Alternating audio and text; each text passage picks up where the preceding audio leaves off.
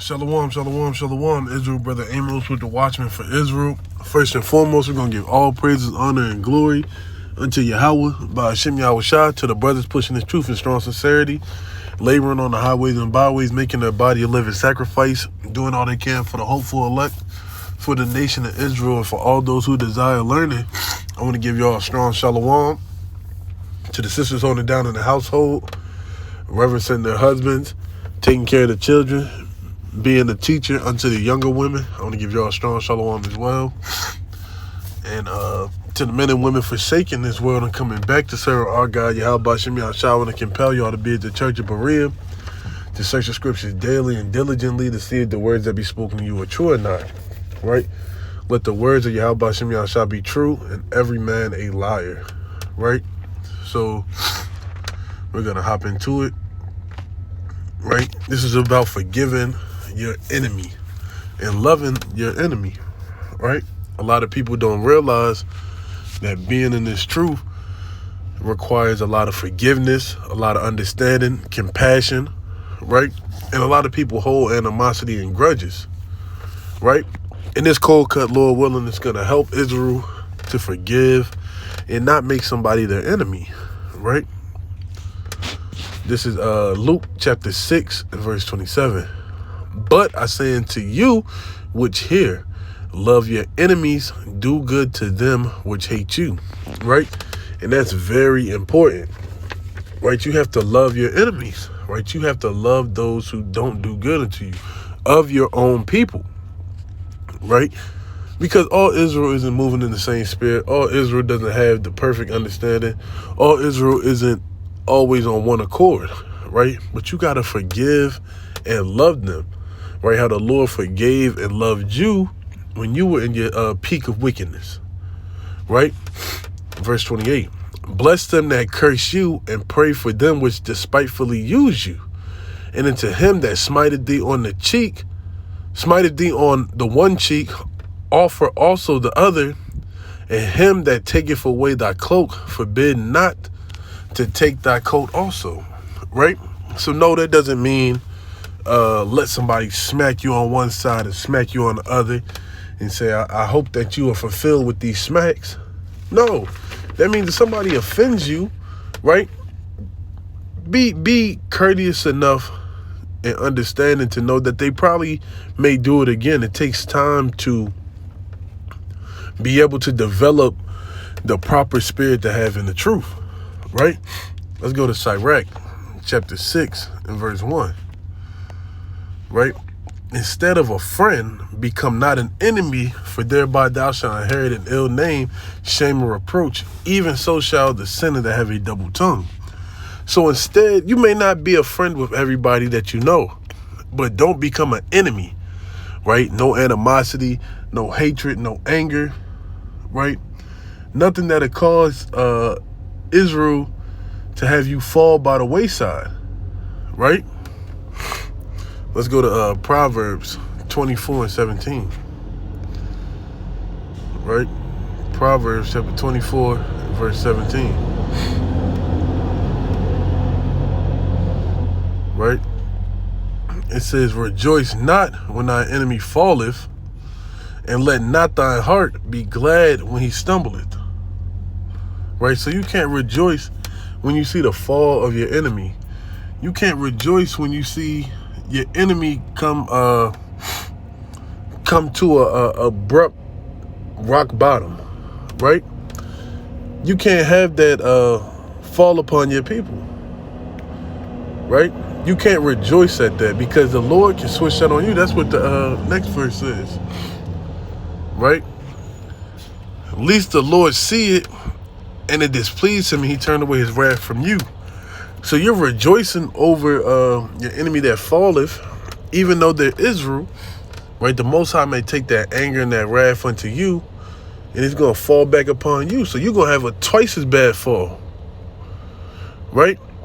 That's why it's always important to help your enemy, right? Let's go to Proverbs 25. Let's go to verse 21, right? If thy enemy be hungry, give him bread to eat, and if he be thirsty, give him water to drink. For thou shalt heap coals of fire upon his head, and the Lord shall reward thee. Right? So if you see your enemy falling on hard times, struggling, all hell breaking loose, right? Be that good Samaritan. Be that kind Samaritan that can help them out, right? And if they repay you evil for your good, the Lord will heap hot coals of fire upon their head, but he'll reward you for being just, being righteous, being honorable, right? There's always a reward for something. It's always a reward for your good deeds. Remember that, right? And letting go of hatred, malice, envying, all those things pushed aside so that we can show love unto Israel who need it, right? Let's go to Romans chapter 12 and verse 20. Right, Romans chapter 12 and verse 20. It's like it. And it reads, therefore, I lost it. Oh, here we go. Therefore, if thy enemy hunger, feed him. If he thirst, give him drink. For in so doing thou shalt heap hot coals of fire on his head. Right? So you can't take it upon your heart to have vengeance upon your enemy. Like, yeah, I'm going to destroy him. I'm going to do this because I want to do that. I can't stand this man. I hate this man X, Y, and Z. Or I hate this woman X, Y, and Z. Right? That's not how we're moving in this truth. That's not how the spirit of the Lord is supposed to be moving amongst Israel in these last days. That's the spirit of Esau, spirit of hatred, the spirit of reviling. That's the works of the flesh. Right? The works of the spirit is manifold in your forgiveness, your humbleness, your humility, your compassion. All those exercise and work to praise the name of the Lord. Right? Let's go to Matthew. Right? Let's go to Matthew chapter 18. We're going to go down to verse 21.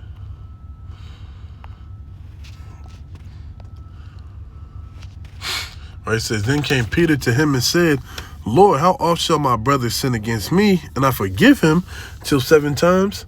So Peter's like, Lord, how many times am I supposed to forgive this man for doing all these things unto me?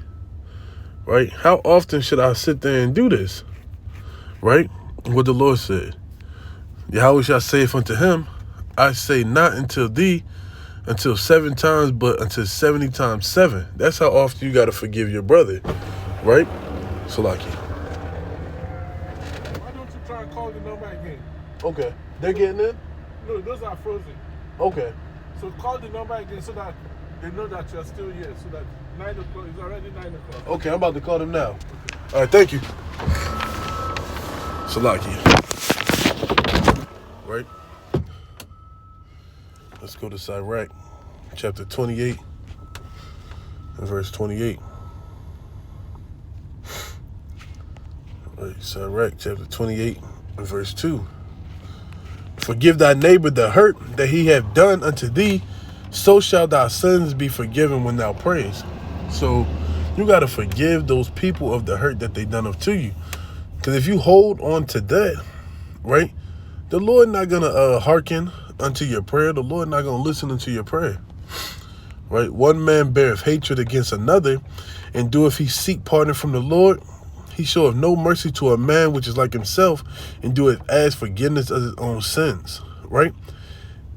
You got to really be forgiven in this truth to be forgiven. Right? You don't make documentaries about your brothers. Right? You don't hate your brother. You don't spit on your brother. You don't fight your brother. You don't do any wickedness to your brother and expect the Lord to forgive you of these trespasses. Right?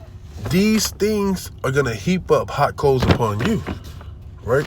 Let's go to Proverbs.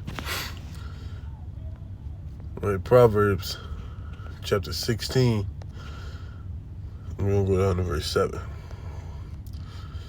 When a man's ways please the Lord, he maketh even his enemies to be at peace with him.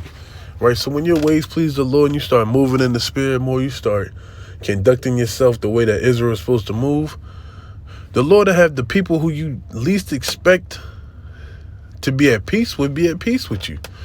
Right? you start to drop down borders and walls that you had up because of that person. Then you start being more loving. You may find family in an enemy that you had, right? So we're gonna end off with these closing precepts right here. Right, let's go to Ephesians chapter 4 and verse 32. And it reads, "And ye be kind one to another, tender-hearted, forgiving one another, even as Yahweh, for Yahweh's sake, have forgiven you." So be kind, be tender, forgiving, loving, move in the spirit of Yahweh in these last days so that you can be forgiven, that you can be that example unto Israel who may not know. Right? Colossians chapter 3 and verse 13. Or verse 12. "Put on, therefore, as the elect of God, holy and beloved, bowels of mercies, kindness, humbleness of mind, meekness, long-suffering, forbearing one another and forgiving one another. If any man have a quarrel against any, even as Christ forgave you, so also do ye." So these are how you put on the attributes of being the elect of the Most High, by being merciful, kind, humble, meek, long-suffering, forbearing, and forgiving. Right? I know it may seem hard, but it's all of the Spirit of the Lord to be able to do this. Right? And the last precept before I close out, right? This is Proverbs chapter 10 and verse 12. "Hatred stirreth up strife, but love covereth all sins." So show love, Israel.